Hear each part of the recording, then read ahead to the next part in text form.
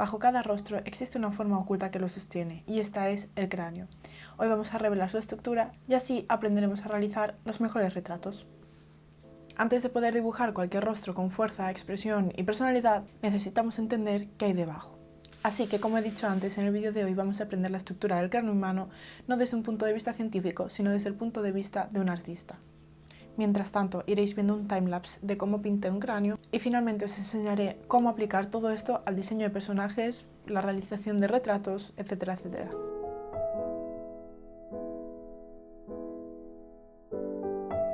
Os lo voy a intentar contar todo de la manera más resumida y entendible posible, pero si queréis profundizar un poquito más, voy a intentar también dejar en la descripción un archivo con apuntes hechos por mí.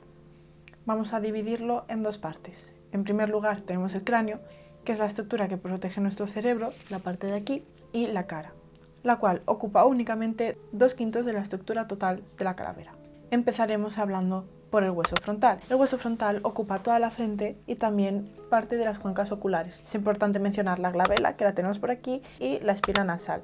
A su lado tenemos los huesos parietales, que son estos de aquí. Los tenemos en los laterales y van a unirse a la parte superior de nuestra cabeza.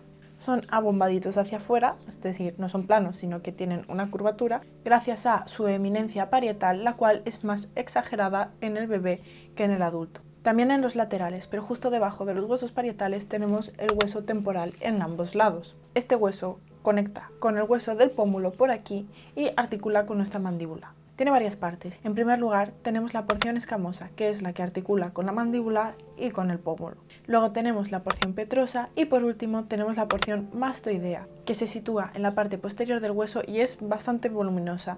De hecho la podemos tocar justo detrás de la oreja.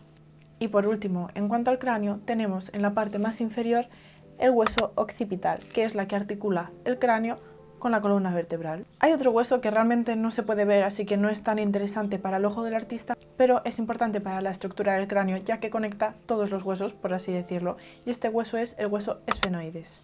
Ahora que ya sabemos más o menos los huesos del cráneo, también tenemos que tener en cuenta algunas puntualizaciones. El cráneo humano cambia según la raza, el sexo, la edad. No es igual el cráneo de un hombre, que es más robusto, por así decirlo, que el de una mujer, que es más fino. O tampoco es igual el de un anciano, más desgastado, que el de una persona joven, o el de un bebé. El de un bebé es enorme en comparación con el resto del cuerpo. De hecho, se puede decir que ocupa aproximadamente el 25% de la longitud total del bebé.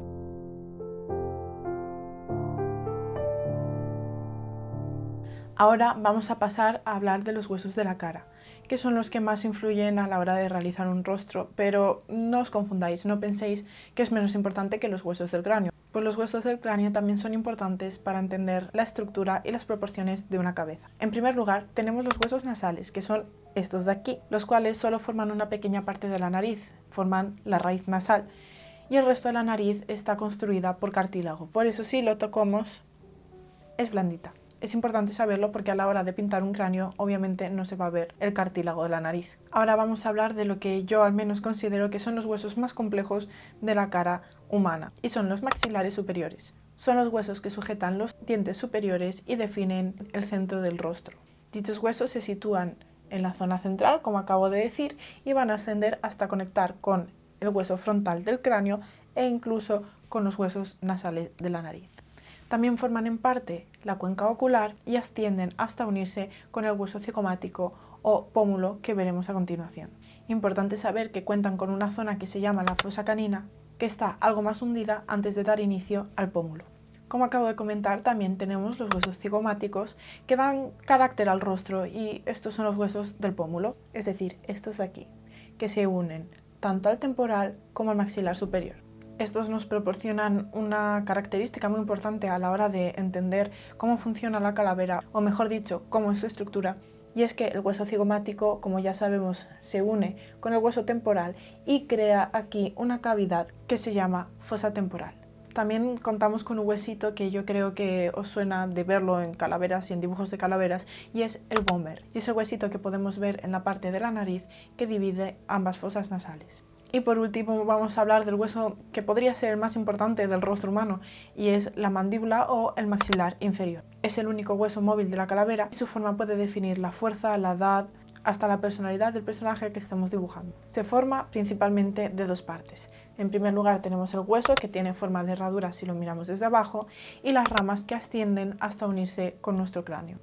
Muy importante a la hora de dibujar un rostro es la sínfisis mentoniana, que es una línea que tenemos en el centro de la mandíbula que surge de la unión de ambas partes del maxilar a partir de los 2 meses de nacimiento. En su parte inferior contamos con la eminencia mentoniana o barbillita, y de ahí surge el famoso hoyuelito que tienen muchas personas.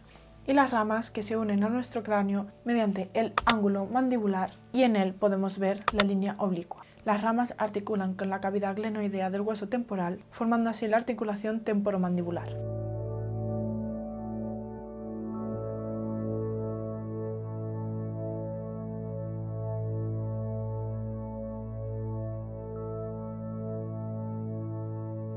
Ahora que ya sabéis todas las partes del cráneo y de la cara, vamos a aplicar todo esto a un caso real.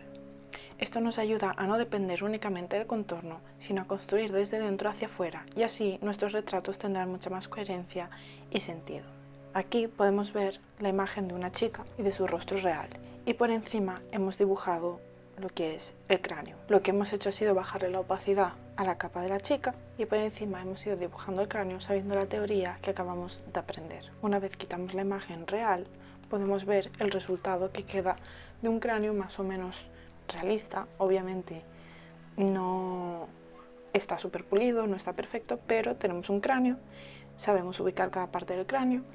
Por ejemplo, aquí tenemos los nasales con la nariz, tenemos las órbitas oculares, tenemos el maxilar inferior, los maxilares superiores, tenemos toda la parte del cráneo. Vamos, ya sabemos situar cada parte, aunque no sepamos tecnicismos, en un rostro real.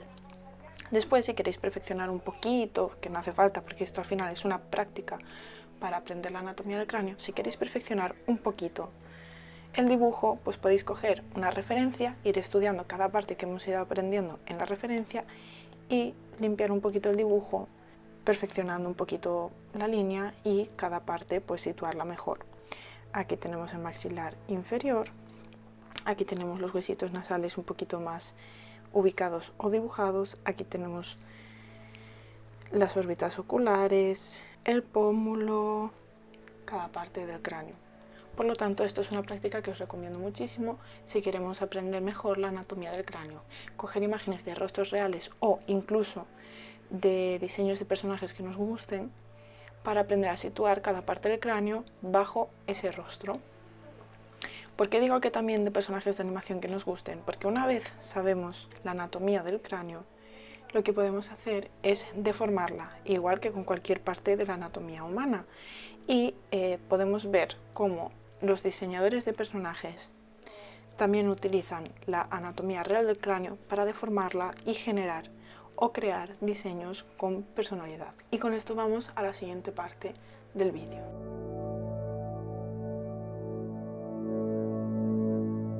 Como os acabo de decir, ahora que entendemos la base del cráneo, vamos a poder jugar con ella. Podemos modificar el cráneo para diseñar distintos tipos de personajes, modificándolo a nuestro antojo. Y ahí os voy a soltar algunos tips.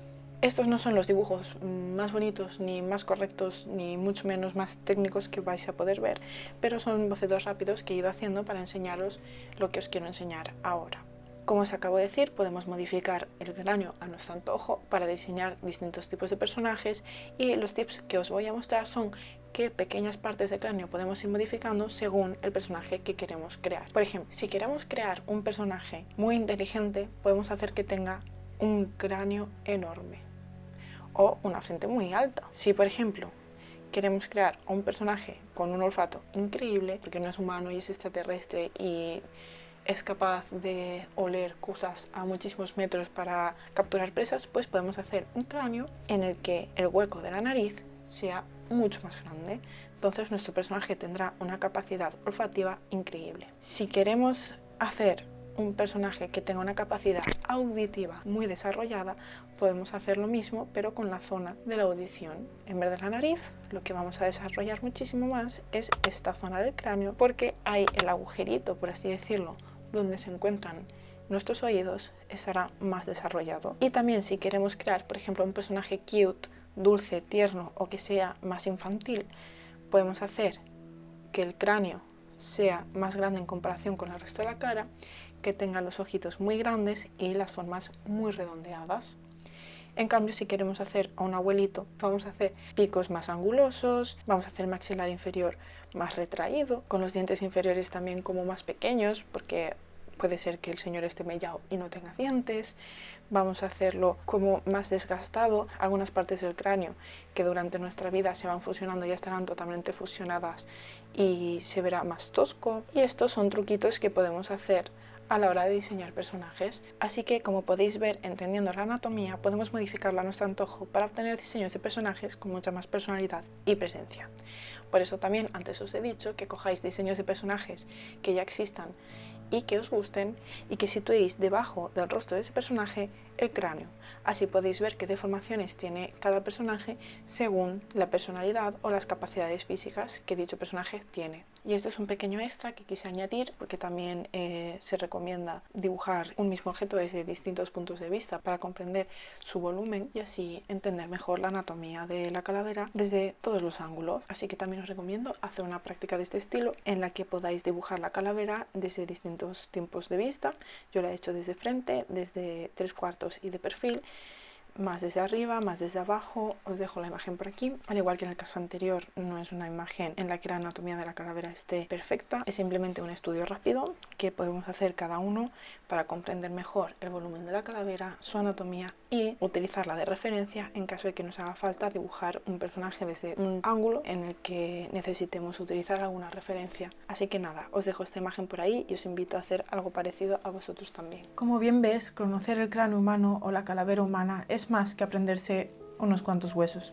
Es entender cómo funciona una estructura que da base a cada uno de los retratos que dibujemos o que definen la personalidad de cada uno de los personajes que diseñamos. Si te ha gustado este vídeo y quieres aprender más sobre anatomía, no dudes en suscribirte y darle a like. Y ahora, para saber que has llegado hasta el final del vídeo, te voy a hacer una pregunta y quiero que me la respondas en los comentarios. Simplemente dime, ¿cómo modificarías el cráneo humano si quieres diseñar a un personaje al que no le hace falta comer ni alimentarse por la boca, pero que la utiliza para emitir señales y comunicarse con otros de su especie? ¿Cómo lo harías? Déjamelo en los comentarios. Nos vemos en el próximo vídeo. ¡Chao!